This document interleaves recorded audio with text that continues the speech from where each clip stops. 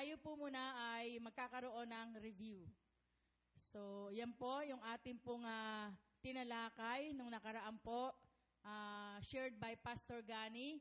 Narito po yung mga characteristics ng isang Christian leader. Sino-sino po ba dito ang leader? Ayan. So, leader, ang ating pastor, ang mga care leaders, at kayo din, na mga leader sa inyong mga tahanan, sa inyong mga workplaces. No? Kayo din po ay leader. So, narito po ang mga katangian na isang Christian leader. Number 1, leading by example. Ayan. So, to lead, not to command, mga kapatid. No? To live the lesson, not just to teach. To walk your talk. Amen po ba? Mahalaga, tayo po ay nagli-lead at nakikita sa buhay natin ang ating pong tinuturo. And then number 2, humility. Meron po ba tayong humility? Ano po ba yung humility? Hindi tayo mayabang, no? Tayo po ay mayroong kapakumbabaan, no?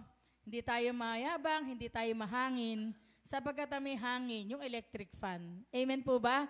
Amen. So, yun po. Kailangan meron tayong humble mindset. Meron na po ba tayo nun? Amen. So, stay humble. And then, pangatlo, love. Meron po ba tayong love? Hindi love sa asawa or sa no. So, love, ibig sabihin, yung pag-ibig natin. Pag-ibig natin sa Diyos. Naglilingkod ka ba kay Lord? Love mo ba si Lord? Love mo ba ang kapatiran? Tingnan mo nga yung katabi mo. Ayan, love mo ba yan? Ayan. Salamat sa mga sumagot, no? Love nyo bang inyong gawain sa church? Amen. Yung maging pagluluto man yan, o ano pa man yan, paglilinis, paghahayo, ano man yan, kailangan po meron tayong love. Next, number 3, integrity and ethics. So, pagkakaroon po natin ng katapatan sa ating mga prinsipyo, no? So, meron po ba tayong magandang halimbawa sa iba? Next, growth toward maturity. So, yun po. Both physical and spiritual. So, kailangan we read the Bible and pray every day. Amen po? Amen. Next po is servant leadership. So, siya po yung pinuno na isang tagapaglingkod muna. Amen po? Amen. So, kung naglilingkod tayo, dapat tayo muna yung naglilingkod. Kung tayo po ay leader, dapat naglilingkod din po tayo. Amen? So, next po ay decisiveness and vision. So, may kakayahan ng leader na magdesisyon agad at malinaw. May paninindigan at may malinaw na pangitain sa hinaharap. Next po is communication and empowerment. So, kaya natin makipag-communicate, no? Sa lahat ng tao, anumang uri ng tao, kaya nating humarap. Next, fear of the Lord. May takot po ba tayo sa Diyos?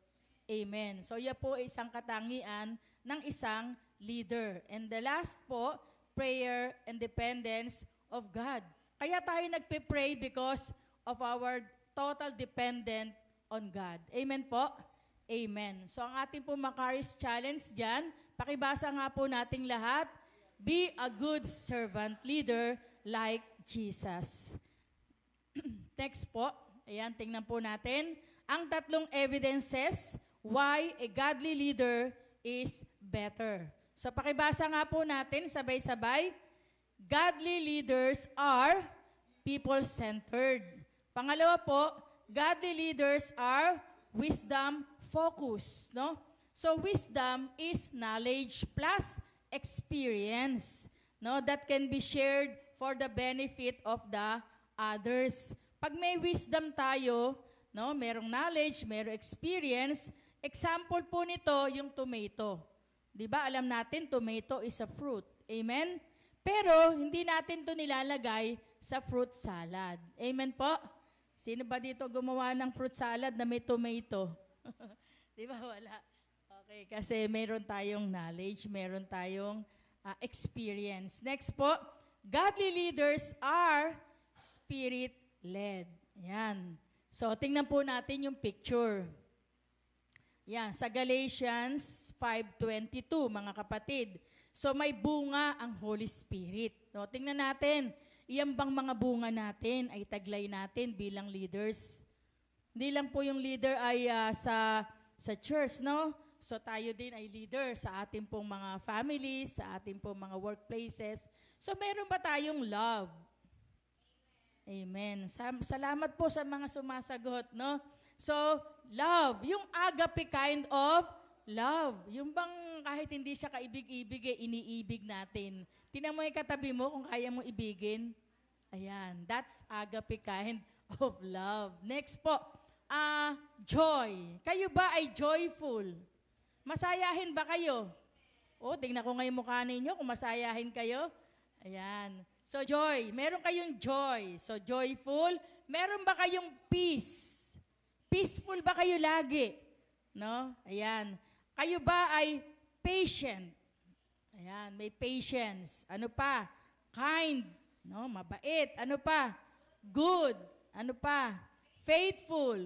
Gentle. And self-control. Yan ang mga bunga ng Holy Spirit. Kaya, pag isang leader ka, dapat yung bunga na yan, taglay natin. At yung bunga na yan, hindi nahuhulog. Amen po? Amen. So ang ating po Macarius Challenge for that lesson, never fail to practice godly leadership. No? So meron din po tayong leadership attributes of Moses na diniscuss po ni Pastor Gani. Number 1 po, ano po ang masasabi natin kay Moses? Moses was a man of questions. Basahin po natin para natatanim po sa ating isip, no? So Moses is a man of question. Moses was the humblest of all. Moses was sensitive to the needs of others. Moses stick to the plan he knew he wouldn't complete. And finally, Moses prayed before doing his ministry. Ayan, yan po yung mga attributes si Moses na pwede po nating tularan, no? Tandaan po natin, mga kapatid, God has made you a leader. Naniniwala po ba kayo doon? Naniniwala po ba? Ayan. Dapat po palakas tayo ng palakas, no? So whether you are leading a business or church or a home, or a team of 2 on a project, mga kapatid, tandaan natin, God has made you a leader. No? And good leadership is hard. Mahirap maging isang leader. Amen po? Amen.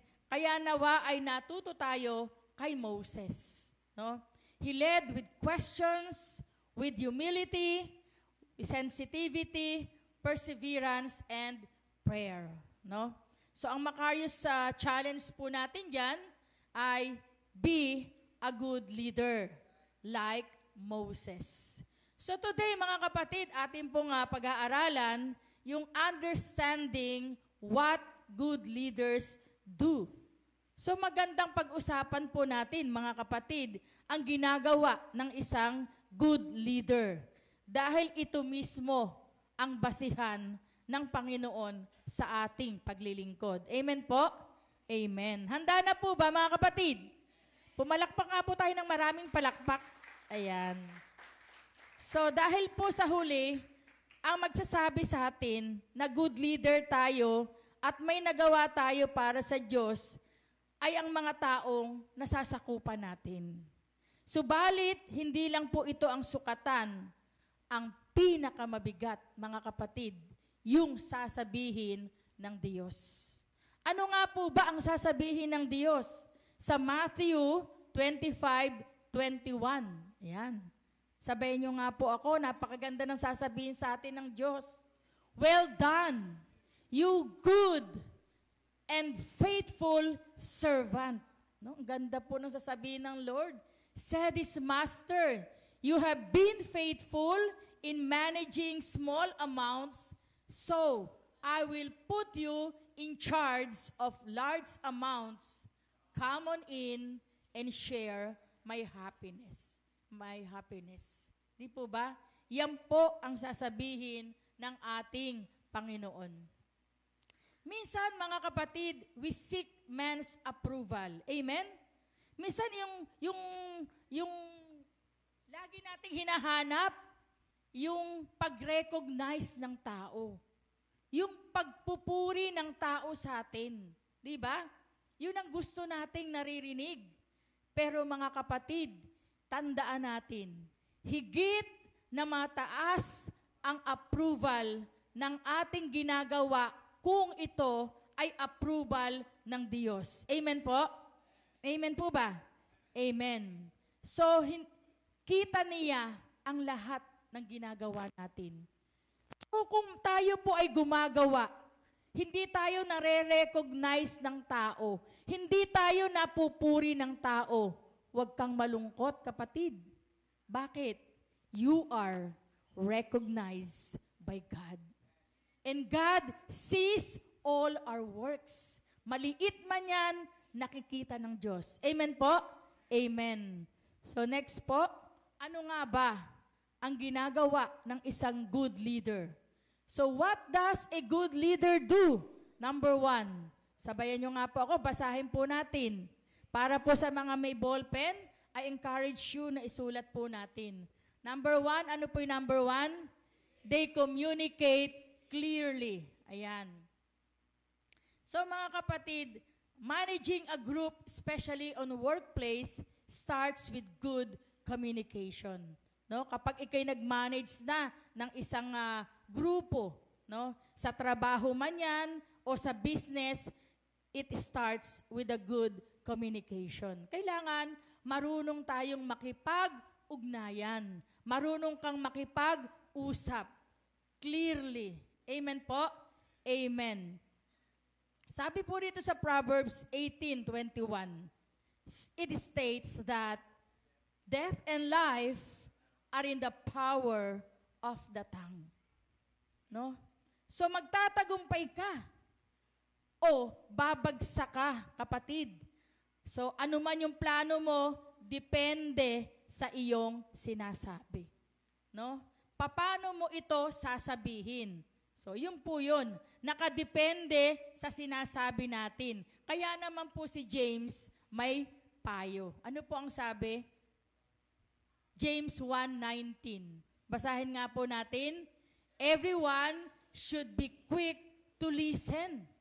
Yan, sabi niya, we should be quick to listen, slow to speak, and slow to become angry. No? Dapat marunong tayong makinig sa sasabihin ng iba. Amen po?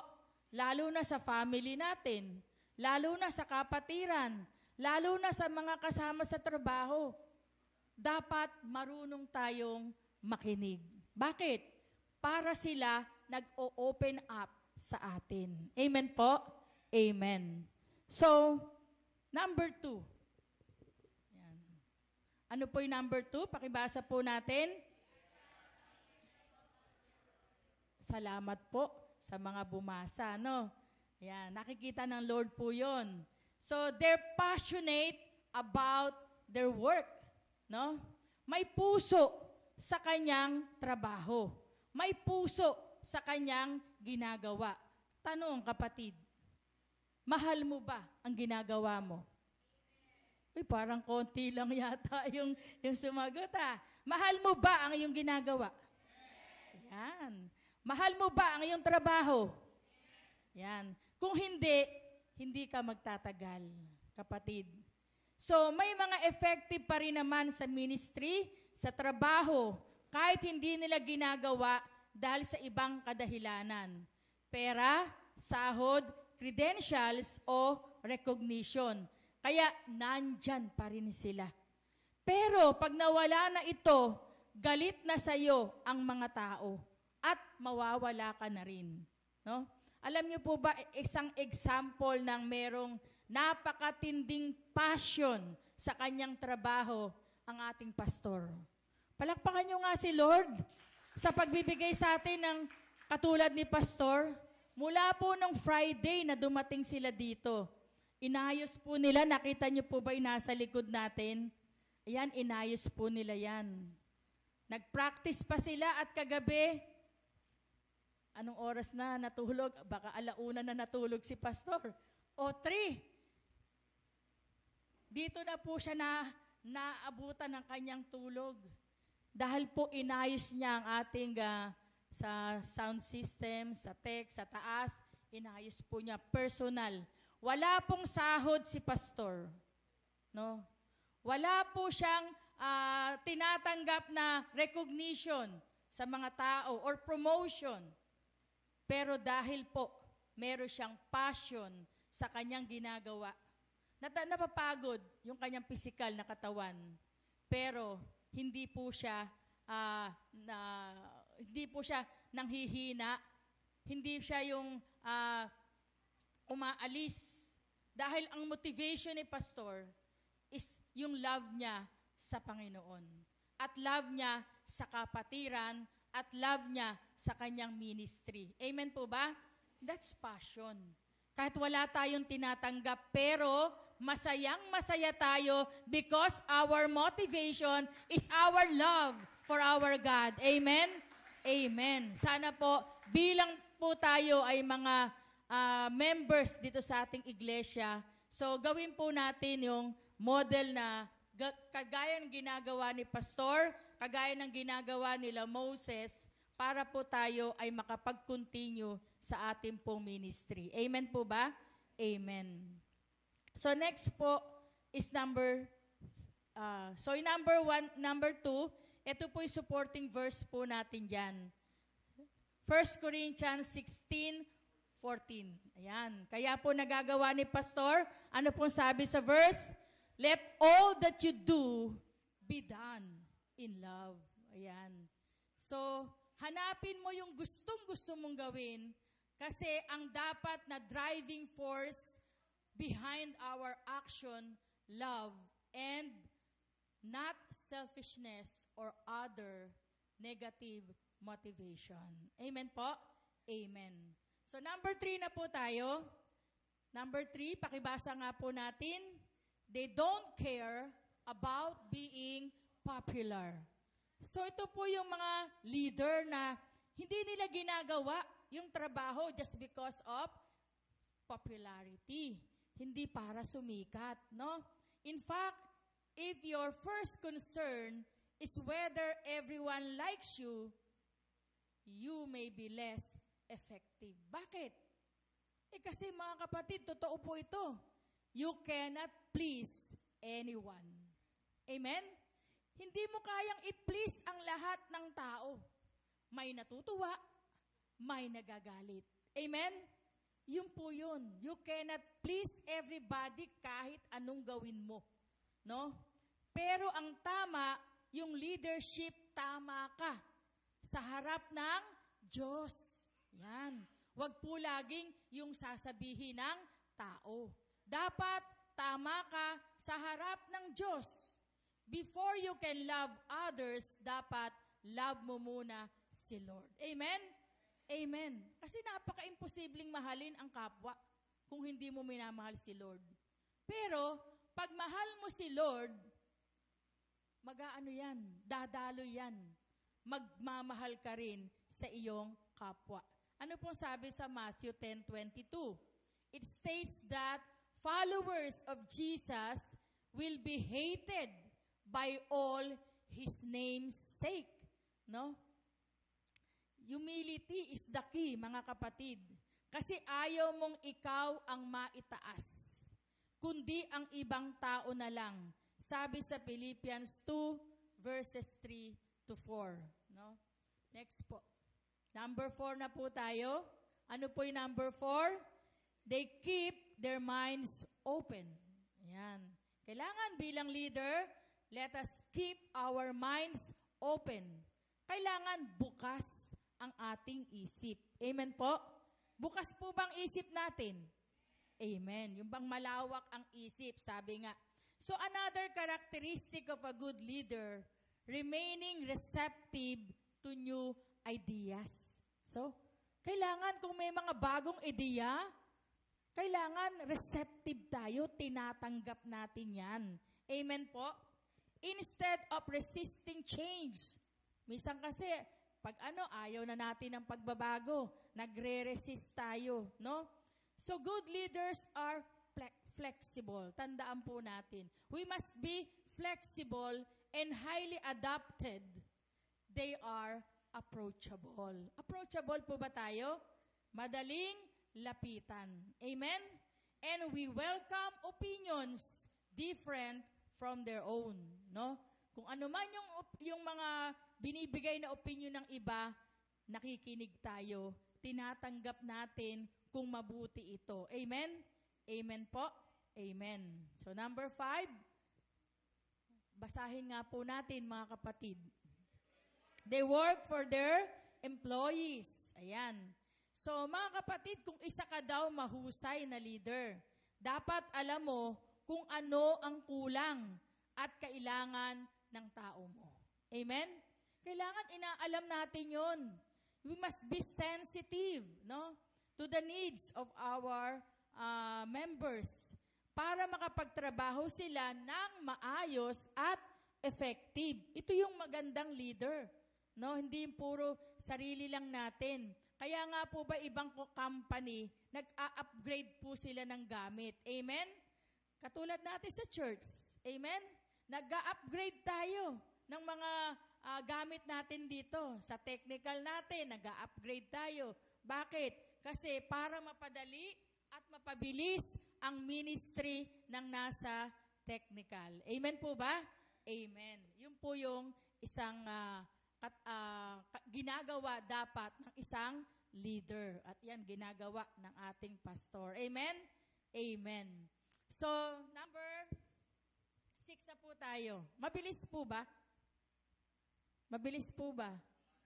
Sakto lang po. Okay. So, sabihin nyo nga po ako, they're positive and encouraging. Ayan. So, pag sinabing positive, hindi tayo nega. Amen? Kailangan lagi tayong positive, no? Nakaka-encourage tayo, hindi tayo nakaka-discourage. Amen? Amen. So, good leaders are uplifting, no? They praise employees for a job well done. Marunong kang mag-recognize, marunong kang mag-praise, marunong kang pumuri sa ginawa ng iyong nasasakupan. Amen? Amen. No? Naglalaan ng time para i-train sila. Ayan, tayo dito, di ba? Ang mga care leaders, tinitrain ng ating pastor, and ang mga care leaders, tinitrain din naman nila yung mga under sa kanila. Amen po ba?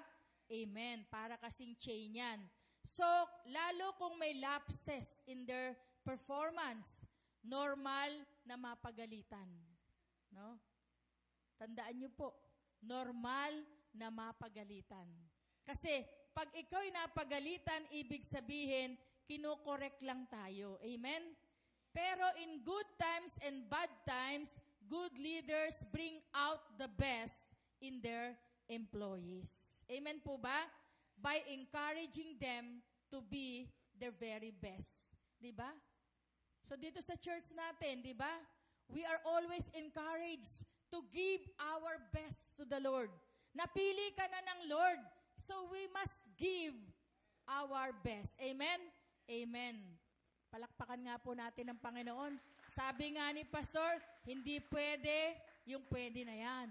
No? Kailangan, let us give our best. Laging yun. Mula nung umpisa hanggang ngayon, ang sinasabi sa atin, let us always give our best. No? Next po, number 7. They respect others. Ulitin nga po natin. They respect others. Ayan. Bilang leader, kailangan marunong tayong mag-respect. Amen po? Amen. So, una sa lahat, itrato silang tao. Amen? Hindi alila. Hindi mababang tao. No? So, para maging maayos ang kanyang trabaho. No? Kasi mga kapatid, kailangan para i-respect din tayo ng iba, kailangan tayo ang unang rumirespeto. Amen? No? Kasi yung respect, no? We earn that when we know how to respect others. Amen? Sabi nga po ni Maxwell, people don't care how much you know until they know how much you care. Ayan, gustong-gusto ko yan. Napakaganda po ng quotation po na yan, no? People don't care how much you know until they know how much you care. No? Maganda po ba yon? Amen. So number 8 po, they build relationships. Ayan. Bilang isang good leader, kailangan we know how to build relationship. No? Mabait ka sa mga kasama mo sa trabaho. Mabait ka sa church. Para happy working environment lang. Strong managers aren't threatened by others. Huwag matakot maunahan ng iba. Kaya siyang nauna kasi nagpakita siya ng outstanding na paglilingkod kesa sa iyo. And in the long run, lahat ay makikinabang, pati ang church organization. Kaya huwag maiinggit sa iba. Amen po? Amen. So yun po, kailangan marunong tayong mag-build ng relationship, no? Huwag tayong lilikha ng mga bagay na mapapaghiwalay-hiwalay. Kailangan happy lang. Sabi nyo nga po, happy lang. Ayan. Kailangan lagi tayong happy. No? Lalo dito sa church, no? Lagi tayong happy. Amen po? So, yun. Isang magandang relationship po yun. Number 9, ayan. They lead by example. Ayan. So, bilang leader, alam nyo, mahirap talaga maging leader. Amen? Bakit? Kasi laging nakatingin ang tao sa'yo. Bilang leader, nag-aabang sila ng iyong gagawin at hindi gagawin para sa kanila. So, do the right things. Do what is good all the time. Amen po? Amen. So, yan na. Lagi nakatingin sila. No? Nakaabang. Mga abangers. Aabangan lagi yung ginagawa natin bilang leader. So, may paalala po ang Bible sa Galatians 6:9. Ano po ang sabi? Sabayan niyo po ako. Let us not become weary in doing good, for at the proper time, we will reap a harvest if we do not give up. Yan. So, huwag kang mapagod, kapatid. Huwag kang sumuko. Huwag mong bilangin yung ginawa mong mabuti. Amen? Gawa ka ng mabuti lang. Because, sabi ng Bible, at the proper time, we will reap a harvest. Aanihin mo din ang ginawa mong mabuti. Amen po ba? Amen. Kaya, sabi mo sa kapatid mo, huwag kang mapagod sa paggawa ng mabuti. Yan, no? At huwag natin bilangin yung ginawa nating mabuti. Gawa lang ng gawa ng mabuti. No? At si Lord nakikita lahat ng ito. And finally, nandito po ang number 10. Ano po yung number 10? Never stop learning. Ayan. Wag na wag daw po tayong hihinto na matuto. No? Kasi ang buhay natin, it's a continuous learning, mga kapatid. Dapat talaga, lagi tayong natututo. No? So, perhaps the most important characteristics of good leader is, a good leader is a continuous learner. So, yan, patuloy siyang natututo. No? Sabi nyo nga po, never stop learning. Ayan. They put their education first. Masipag mag-aral, magbasa. Nag-e-enroll siya sa mga seminars, training, lalo na kung ito ay libre. Alam nyo, dito po sa church, wala na po tayong masasabi. No? Libre po ang training. Gusto nating matuto sa ating mga instruments. Walang bayad. No? Ang kailangan nyo lang, availability ninyo. Yung bang always available ka sa Lord. Sapagkat sila Pastor, sila Brother Christopher and Brother Ruel, and Brother Orda, nagtuturo sila ng ating mga instruments free. Ano pa po yung pinag-aaralan natin? No? Nagkakaroon din po tayo dito ng yung ating Master Teacher Bible School. Kaya wala na po tayong masasabi na, ay kasi ala akong pera, hindi ako makakapag-enroll, no? O hindi, mamamasahe pa tayo. Dito po sa OCW Pampanga, free din po yan. Nagbibigay ng training, seminar si Pastor para matrain tayo to become leaders. At kung leader na tayo, maipasa natin sa ating next generation para mas marami ang matrain na leaders. Free po yun. Materials free. Yung nagtuturo, free. May pagkain pa. Amen? Amen. At hindi lang po yun. May pasundo pa. May pahatid pa. Amen po ba? Kaya, mga kapatid, wala na po tayong pwedeng sabihin na alibi or reasons, no? Kaya please, sumama po kayo, umattend po kayo, mag-enroll tayo. Amen? Amen. Sinagot na po lahat yung problema. Kaya ang problema na lang, yung time. Amen? Yung time. Pero mga kapatid, alam niyo po ba, kapag ikaw ay nag-make ng time for God, laging may time. Amen? Ang lagi lang nating isipin, let us make time for God. Amen? Bakit ka nandito ngayon? Bakit na kaya mong sumamba? Di ba busy rin tayo? Di ba marami kayong ginagawa? Pero, dahil priority ni si Lord, you make time for God. Amen? Amen. At yan din po yun. Kung gusto nating matuto, we will make time for God. Amen? Amen. Yan. So, mga kapatid, a good leader always wants to know more. Tayo po ba ay good leader? Ay, parang nahiya sila. Tayo po ba ay good leader? Amen. Kaya kung good leader po tayo, we want to know more. Hindi sapat yung natutunan lang natin. Amen? Gusto natin more and more. Amen po ba? Amen. Yan. Kaya po, learn more, study with us, take your career to the next level. Mag-level up. Yan. Sabi mo katabi mo, mag-level up ka, kapatid. Umattend tayo. Ayan. Attend po tayo. Bible studies, Master Teacher Bible School, attend po tayo.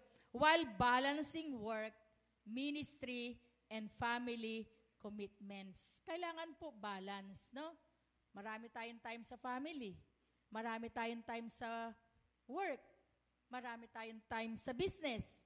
Kailangan, marami din tayong time kay Lord. Amen? Amen. Kasi lahat ng iyan, baliwala kung wala si Lord sa buhay natin. Amen po?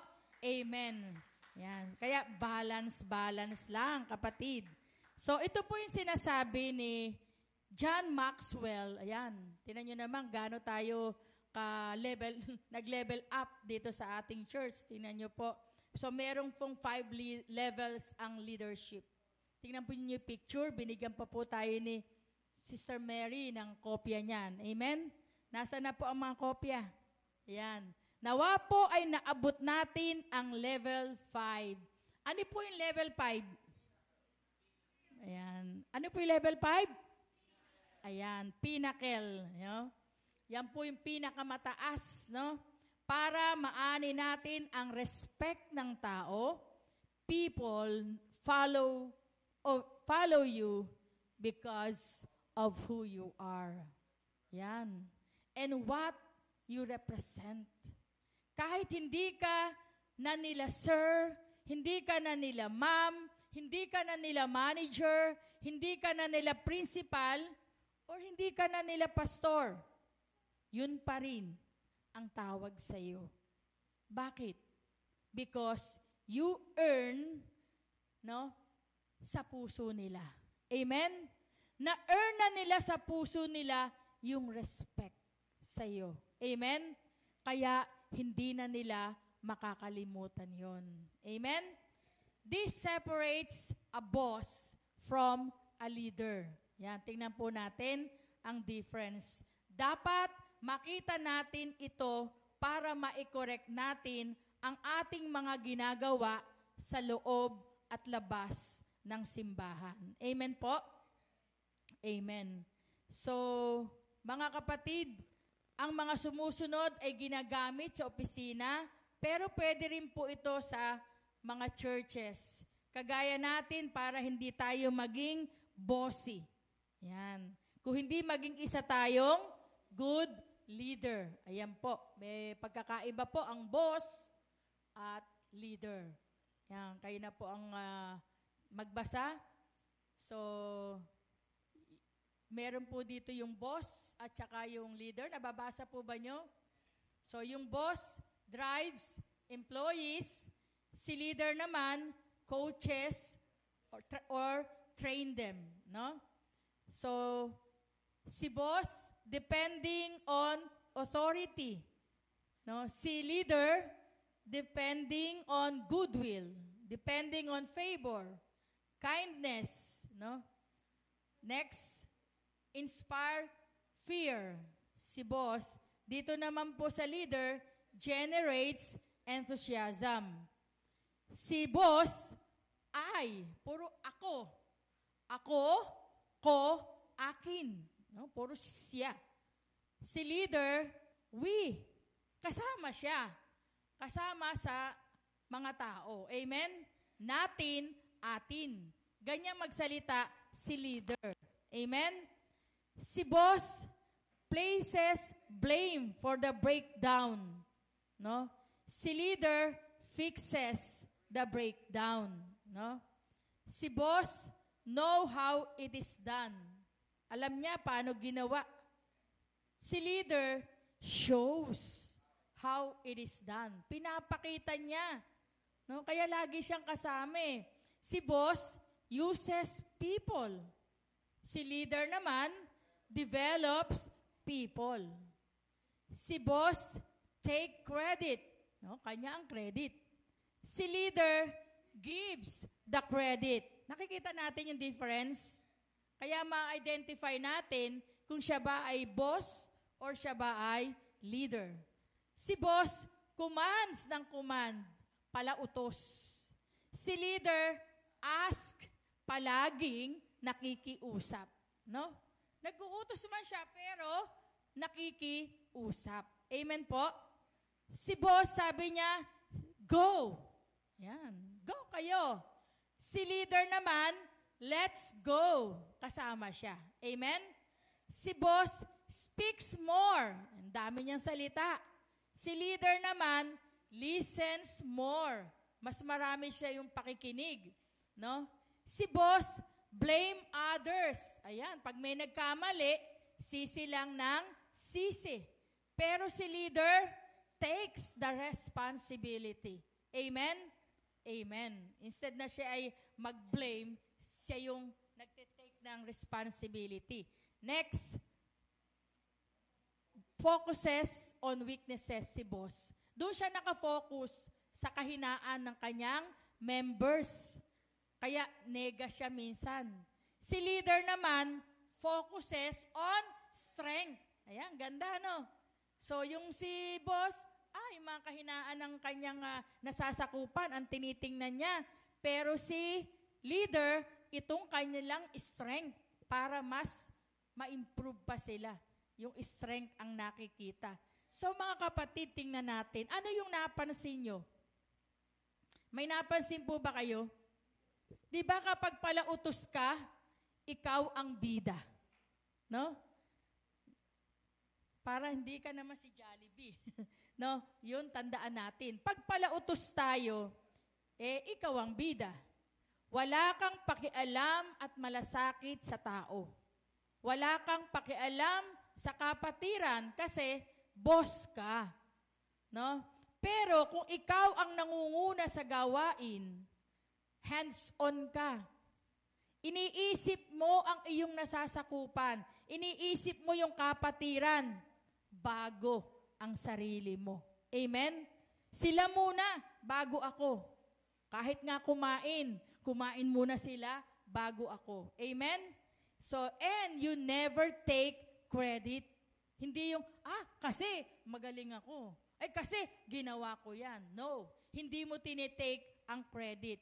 Even for your own achievements. Yan ang good leader. Amen po? Amen. Palakpakan natin. So, kapatid, ngayon, kaya mo bang i-assess kung ikaw ba ay boss o ikaw ay leader? Kaya ba natin? So, dahil dyan sa mga nakita natin na mga ginagawa ng boss or ng leader, so, alin tayo sa dalawa? Are you a boss o are you a leader? Ano po? Ayan, yun po maganda. We must be a leader, no? So, paalala po ni Pedro, 2 verse na lang po. Ayan. Ano pong paalala ni Pedro sa verse 3? 1 Peter 5:1. Now I have something to say to the elders. Ayan. Asa po yung mga elders dito? Ang mga leaders. Oy, ayaw nilang aminin. Sino po yung mga elders? Ayaw nyo na elders? Leader. Ayan. Kahit po yung mga tatay, leader kayo sa bahay, no? So, in your group, I also am a leader, an elder, sabi po niya. I have seen Christ's sufferings, and I will share in the glory that will be shown to us. I beg you to shepherd God's flock, for whom you are responsible. Watch over them because you want to, not because you are forced. That is how God wants it. Do it because you are happy to serve, not because you want money. Amen po? Amen. So, kailangan po, let us shepherd God's flock. No? Alagaan natin ang tupa ng Panginoon. Katulad ng binigay niyang pastor sa atin, inaalagaan tayo, pinagpe-pray tayo araw-araw. Kahit wala siya, ibibigay niya pa ang kanya. Sana din po, ganun din po tayo bilang leaders, bilang elders. Amen? Huli nating isipin ang ating sarili. Amen?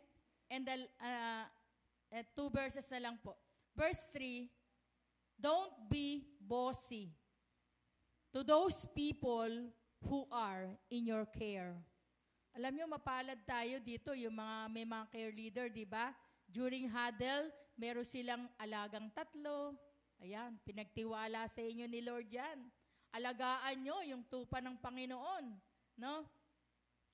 So, they are under your care. Set an example for them. Then, when Christ, the chief shepherd, returns, you will be given a crown that will never lose its glory. Amen? Gusto po ba natin ang corona? Yung corona dito, wag nang yan, kasi pag namatay tayo, iiwan natin corona na yan. Magandang corona galing sa Lord. Amen?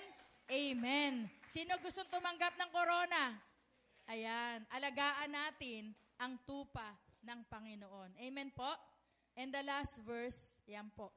So malakas ang loob ng isang leader na si Apostol Pablo nang sinabi niya, ito po yun.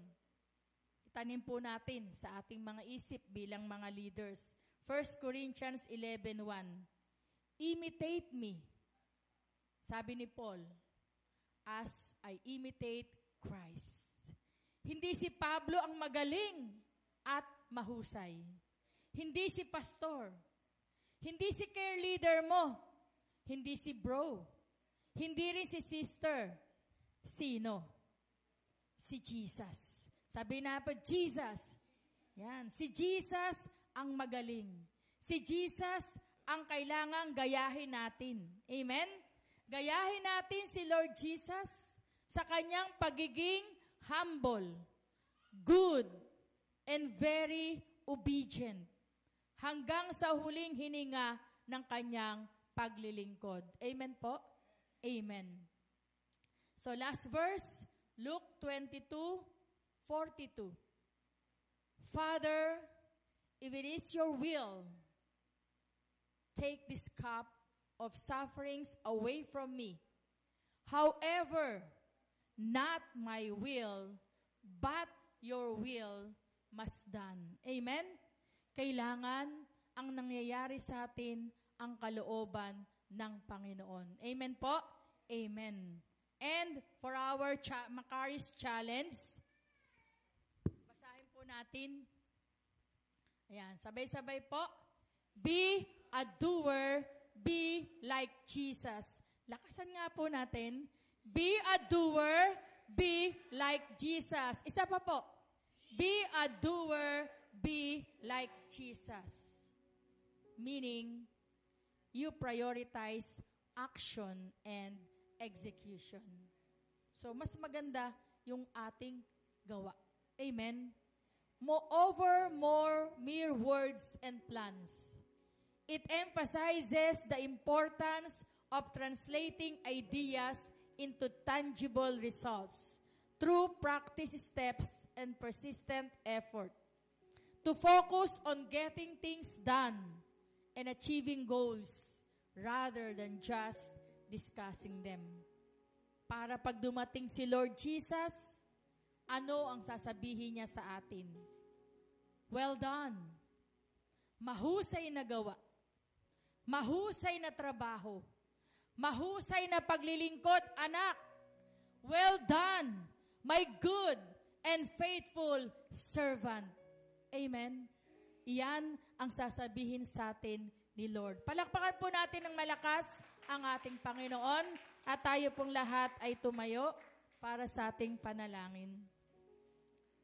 Hallelujah, hallelujah.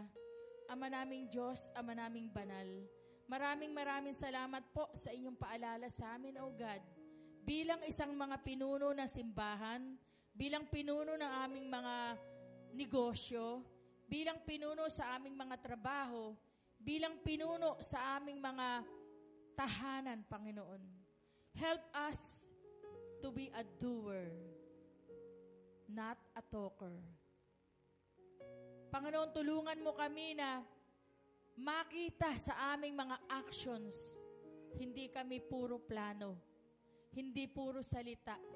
Kung hindi sa aming gawa, maipakita namin, Panginoon, na mahusay.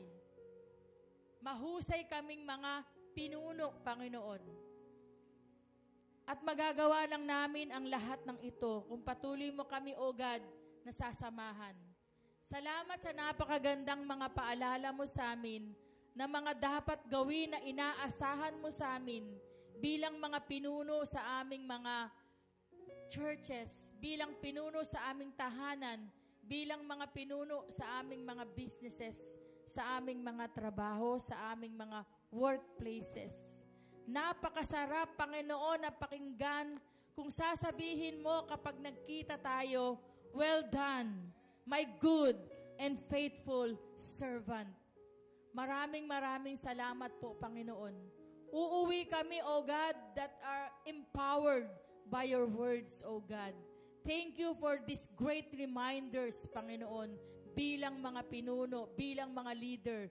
Alam namin ngayon, Panginoon, na hindi kami boss kung hindi kami ay mga leader. Thank you, Lord. At sa amin po, Panginoon, na pansamantala, O God, na paghihiwalay after the service, tulungan mo kami ng aming Macarius Challenge will challenge us for the whole week, Panginoon.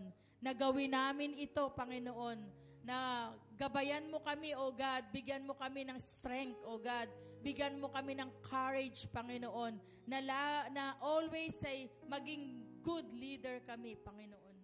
Maraming salamat po, O God, at patuloy, Panginoon, na ang papuri, pasalamat, binabalik namin sa iyong dakilang pangalan. In Jesus' name we pray. Amen and amen.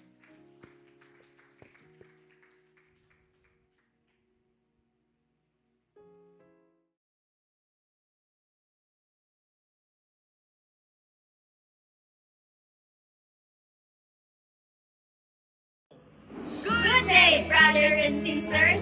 May natutunan po ba tayo sa ating lesson? Kung yes, pakilagay sa ating comment section. At kung nagustuhan mo ang video na ito, marami ka pang makikita. More like sa ating YouTube channel, The Master Teacher TS. Thank you for watching. Stay super blessed and stay Macarius!